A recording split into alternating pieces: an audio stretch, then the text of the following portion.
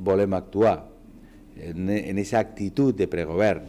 Una actitud de pregovern que fa que alguns alcaldes ja puguen portar endavant allò que quan governe el Partit Socialista a la Generalitat portarà a cap en tota la Comunitat Valenciana.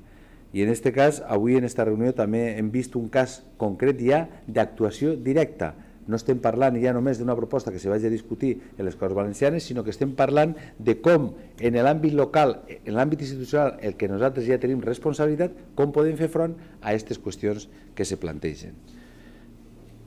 L'Ajuntament d'Almenara ha fet una convocatòria per intentar superar un problema nou que ha creat el govern del Partit Popular, que és aquesta discriminació absurda que se fa per a aquells alumnes que menys possibilitats tenen i que se fa eliminant la possibilitat de mantenir la beca. No té cap sentit, és absolutament absurd que a una persona se la medisca en funció de la seva nota, quan del que se tracta en aquests moments és simplement d'una possibilitat d'estudiar. Si la nota mitjana per aprovar és 5, ha de ser 5 per a tots, no pot ser 5 per a aquells que tenen possibilitats econòmiques i 6,5 o 6 per als que no en tenen.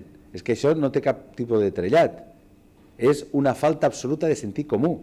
I en aquest sentit és cert que no és possible i no podem admetre, baix cap concepte, que quasi 10.000 alumnes valencians de la universitat estiguen en aquests moments en greu risc de no poder continuar estudiant perquè s'adopten aquestes mesures absolutament discriminatòries.